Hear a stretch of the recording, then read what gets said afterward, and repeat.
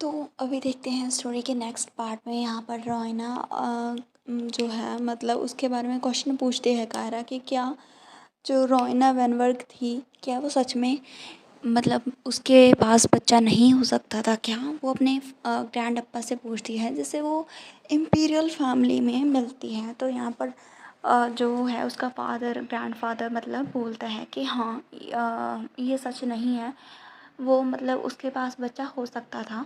और यहाँ पर ना वो बोलता है उसके पास चाइल्ड था।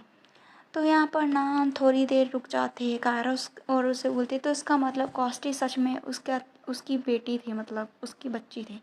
तो यहाँ पर ना उसका ग्रैंडफादर इधर उधर देखता है और उसे लेके जाने लगता है और उससे बोलता है नहीं, ऐसा नहीं हो सकता, वो चाइल्ड डेड हो चुका है, मैंने उसे अपनी आँखों से देखा था। तो कायरा उसे देखती रह जाती है। और यहाँ पर ना वो बोलती है इसका मतलब रोइना जो थी वो इलनेस से मरी नहीं थी। तो उसका फादर उससे बोलता है हाँ, वो फैक्ट है, मैंने उसे किल किया था। तो यहाँ पर उसका ग्रैंड अप्पा था मतलब। हाँ, तो यहाँ पर ना वो बोलता है आगे कि डिवोर्स के दौरान वो ऑलरेडी उसके पास बच्चा था, मतलब उसने चाइल्ड को बेयर किया हुआ था, लेकिन ये कुछ ऐसी चीज़ थी जिसके बारे में वो भी नहीं जानते थे। मुझे भी ये लेट पता चला था। तब तक मैंने असर्शंस ऑलरेडी ही उसके पीछे लगा दिए थे ताकि उसका मुंह हमेशा के लिए बंद रह सके। जब हम उसे उसका पीछा कर रहे थे, हमने ट्राइड किया रोना को हंट करने का और उसके चाइल्ड को माउंटेन के बीच में। जब हमें पता चला तो हमने देखा था कि वो डेड हो चुकी थी अपने फीटस के साथ। मतलब कि उन असैसिन ने उसे नहीं मारा था, वो पहले ही मर चुकी थी। उस फीटस के साथ उसका जो बच्चा था वो भी मर चुका था। तो कायरा बोलती तुमने ऐसा क्यों किया? वो उससे बोलता है क्योंकि वो हमारे एनिमीज़ थे। तो वो मतलब फिर से बोलती है ग्रैंड अप्पा। तो उसका ग्रैंड अप्पा उससे बोलता है तुम अभी कुछ नहीं बोल सकती क्योंकि तुम्हें इस सिचुएशन के बारे में नहीं पता था। मेरा मतलब है सिर्फ दो ही ऑप्शन थी, या तो खुद मर जाओ या किसी को मार दो। तो मैंने उसे मार दिया क्योंकि वो हमारी एनिमी थी, दैट्स ऑल। यहाँ पर वो उसे बोलते हैं नीस।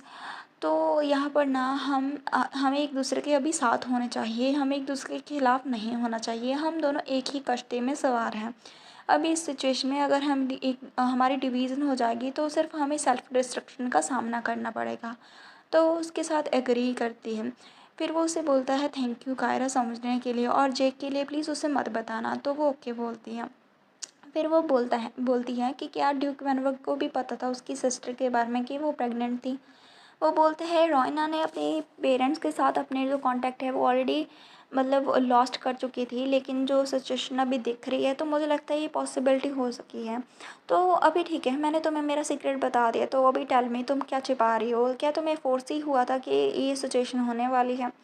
तो वो हेजिटेट करते हैं, फिर वो यस में आंसर दे देती है। तो यहाँ पर वो उससे बोलता है कि तुम्हें कैसे एडवांस में पता कि कॉस्टी की एग्जिस्टेंट के बारे में, और अगर ऐसा था तो तुमने मुझे क्यों नहीं बताया? वो उससे बोलती है मुझे नहीं पता कि ये फोरसाइट थी या क्या था, लेकिन यहाँ पर ना मुझे एक ड्रीम सा आया था। तो उसका ग्रैंडफादर उसे देखता रह जाता है, उसकी पूरी बात सुनता है। कॉस्टी बस अपनी तरफ से बना देती है कि हाँ, मुझे एक ड्रीम आया था जिसमें कॉस्टी अपीयर हुई थी, मेरी भी जो गुडनेस है मतलब गॉडेस है, उसने मुझे वार्निंग दी थी। और ऑरेकल्स भी तो टेंपल में आते हैं, तो मुझे लगता है कोई रीज़न होगा ऐसे मुझे ड्रीम्स आए हैं, और ये इम्पॉसिबल भी नहीं है। तो वो उसे बोलते हैं चलो ठीक है, तो क्या तुम अभी अपने ड्रीम के अकॉर्डिंग अब प्रोग्रेस कर रही हो? तो वो यस बोलते हैं। फिर वो रुक जाती है सडनली, उसे याद आता है कि उसके फादर जो है ड्यूक, वो भी थोड़ा सा अलग रिएक्ट कर रहा है। फिर वो उसे बोलते हैं क्योंकि वो ड्रीम था तो मुझे एग्जैक्टली में याद नहीं है, लेकिन सेम ही चीज़ें फॉलो हो रही हैं अभी रियलिटी में। उसका ग्रैंड अप उसका हाथ पकड़ता है और उससे बोलता है कायरा, इसके अलावा हम दोनों सेम ही बोट पे हैं, तो प्रॉमिस मी तुम मुझसे हर एक वो बात कहोगी जो भी डिस्कस करने की ज़रूरत है। तो वो उसे ओके बोलती है। और यहाँ पर वो बोलते हैं मुझे अभी जाना होगा, अगर मैं ज़्यादा देर यहाँ पर रुकी तो वो लोग मेरे बारे में वियर्ड सोचेंगे। और यहाँ पर ना जब वो जा रही होती है तो कायरा का जो ग्रैंड अप्पा है वो जल्दी से बोलता है कि कायरा हमेशा याद रखना कि हम दोनों साथ में ही जिएंगे, और अगर हमें किसी चीज़ का सामना करना पड़ा तब भी हम साथ में ही मरेंगे। मतलब कि वो बोलना चाहता है कि अभी हम दोनों साथ में हैं। तो यहाँ पर ना हम देखते हैं कायरा उसे बोलती है और मतलब नोट करती है और जहाँ से जाने लगती है। उसका ग्रैंडफादर उसे केयरफुल रहने के लिए बोलता है। हमारा सीन कट होता है, वो जाती है। यहाँ पर बेला और डेफनी उसे देखते हैं। डेफनी बोलती है कि प्रिंसेस आप यहाँ पर हैं। तो यहाँ पर बेला उससे बोलती है कि तुम काफ़ी लंबे टाइम से गई हुई हो। तो वो उससे बोलती है कि मेरे ग्रैंडअप्पा मेरे बारे में थोड़ी चिंता कर रहे थे, तो कन्वर्सेशन थोड़ी ज़्यादा लंबी चलेगी। हमने रिसेंटली जो सिचुएशंस हुई थी वो शेयर की थी एक दूसरे के साथ। तो यहाँ पर ना लड़कियाँ बात करने लग जाती हैं। अच्छा, ऐसा लगता है कि आपके एडनवर्ड के मतलब लॉर्ड एडनवर्ड के साथ काफ़ी अच्छी सी बॉन्डिंग है। तो पीछे से लड़की बोलती है कि ऐसा इसीलिए हो सकता है, जो कॉस्टी नेम की लड़की है वो वैनवर्ग में अभी अपीयर हुई है। तो यहाँ पर सभी लोग घूरने लगते हैं उसे। तो कॉस्टी थोड़ा सा कॉस्टी के बारे में मतलब आते ही वो थोड़ा अनकंफर्टेबल फील करती है। वो बोल देती है बेला से, तो मुझे अभी जल्दी जाना होगा, मुझे यहाँ पर थोड़ा सा अभी अच्छा नहीं लग रहा है, मतलब मैं अनकंफर्टेबल हूँ। तो वो उससे बोलती है बेला कि यहाँ पर बहुत ही अभी मीटिंग्स में फ्रिक्वेंटली मतलब बनाती हूँ, मीटिंग्स वगैरह ऑर्गेनाइज़ करती हूँ, तो तुम डिस्करेज मत होना, नेक्स्ट मीटिंग में आ जाना। तो यहाँ पर ना जब वो जा रही होती हैं तो लड़कियाँ बात करती हैं कि वो सच में अनकंफर्टेबल लग रही थी।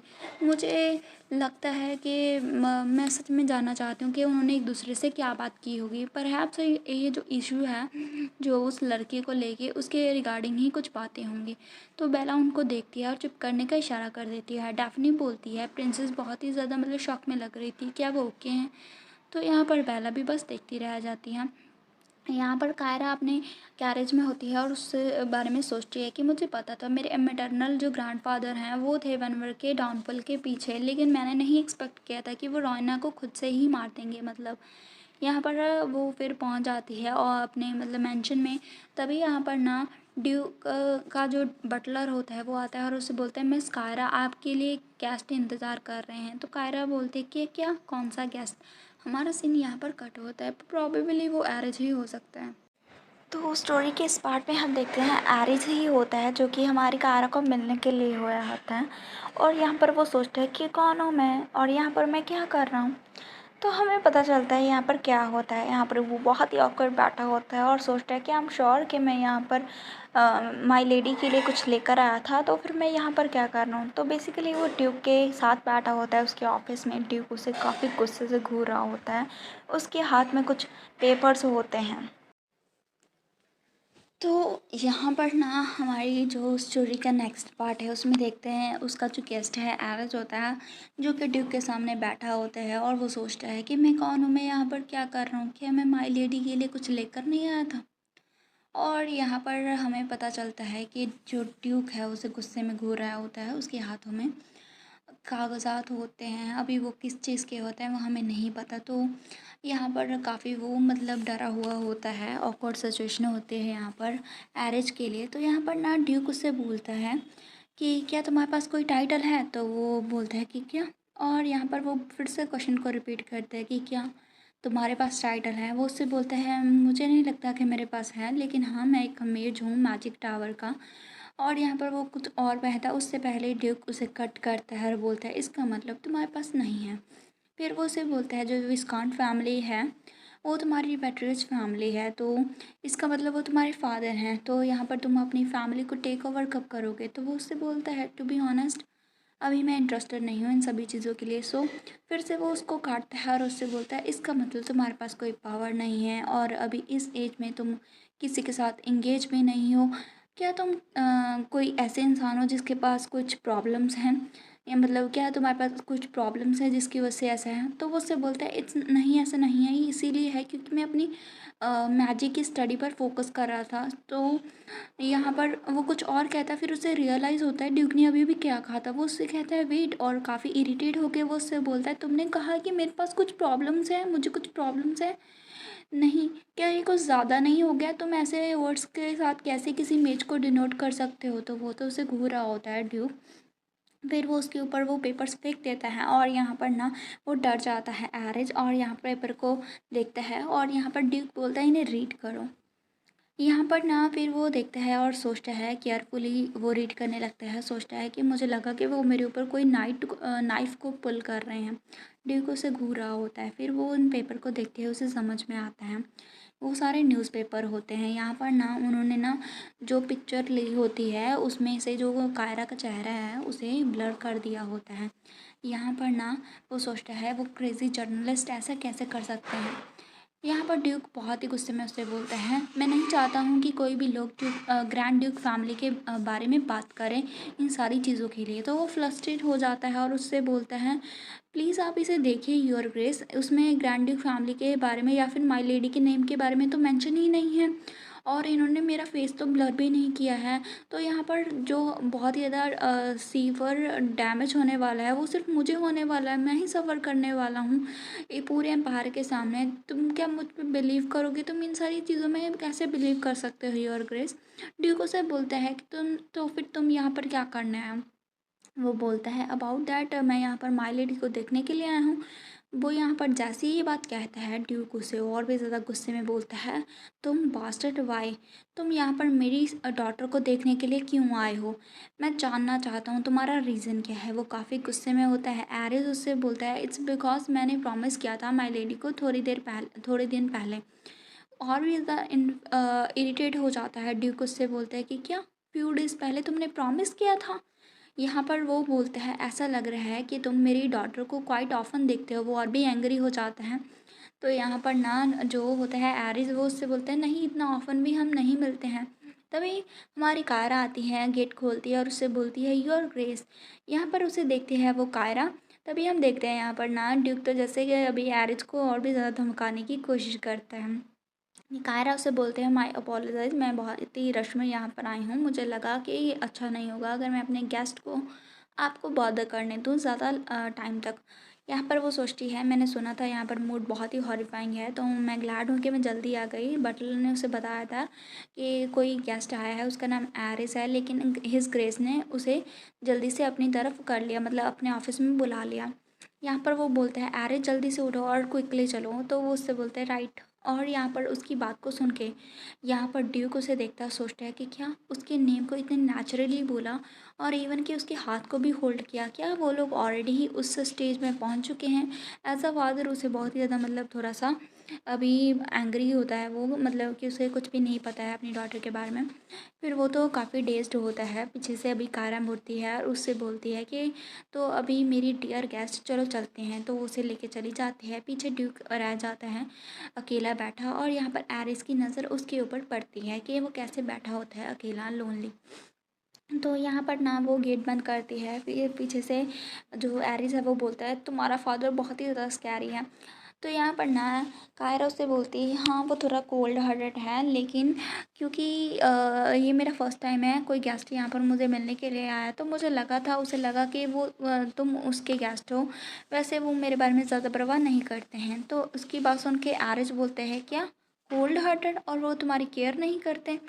वो फिर इधर उधर देखता है और सोचता है कि मुझे लगता है कि वो लिटिल डिफरेंट है जो भी तुमने कहा है माय लेडी। यहाँ पर वो उससे बोलता है, तुम्हें ना मुझे पहले बता देना चाहिए था कि तुम मेरे लिए यहाँ पर आ रहे हो और तुम्हें मेरे गेस्ट रूम में वेट करना चाहिए था, तो तुम यहाँ पर हिज ग्रेस के पास क्यों गए? वो उससे बोलते हैं, उन्होंने मुझे फ़ोर्स किया था ऐसा उनके पास जाने के लिए। कायरा बोलती है, एनीवे क्या कुछ है मैटर जिसकी वजह से तुम यहाँ पर आए हो? वो उससे बोलते हैं, मैं यहाँ पर आया था क्योंकि मुझे चिंता थी कि तुम ना उस ईवल इम्पोस्टर से परेशान हो जाएगी, वो ईवल इम्पोस्टर तुम्हें बॉदर करने की कोशिश करेगा। तो यहाँ पर ना मेरे पास समथिंग है तुम्हारे लिए। वो अपनी जेब में से कुछ निकालता है, वो ना पिन्स होते हैं। तो यहाँ पर वो उसे बोलता है, तुमने कहा था ना कि मैं रिंग को किस चीज़ में चेंज कर दूँ, मतलब जो प्रोटेक्शन रिंग है वो ज़्यादा बॉदरसम है तुम्हारे लिए। तो मैंने ना इन्हें देखा और इन्हें फिनिश किया, और जैसे ही मैंने फिनिश किया मैं तुम्हारे पास आ गया। और वो उसे अप्रोच करता है और उसके कानों में वो खुद ही पहना देता है, और वो स्पार्कल करने लग जाते हैं क्योंकि वो मैजिक होते हैं। तो यहाँ पर ना उसे देख के जो कायरा है वो उसे बोलती है कि तुम्हें मेरे ऊपर ऐसे डालने की ज़रूरत नहीं थी, मैं खुद ही पहन लेती। एरिस उसे घूरने लगता है, और यहाँ पर कायरा उसके घूरने से थोड़ा सा नर्वस हो जाते हैं। उससे बोलती है कि तुम मुझे इससे क्यों घूर रहे हो? एरिस उसे बोलते हैं, तुम्हारे एक्सप्रेशन से देख के लग रहा है कि तुम अभी गुड लाइफ जी रही हो, तो मैं बहुत ही ग्लैड हूँ। ऐसा लगता है कि तुम्हारे जो फादर हैं वो भी तुम्हें लाइक कर रहे हैं।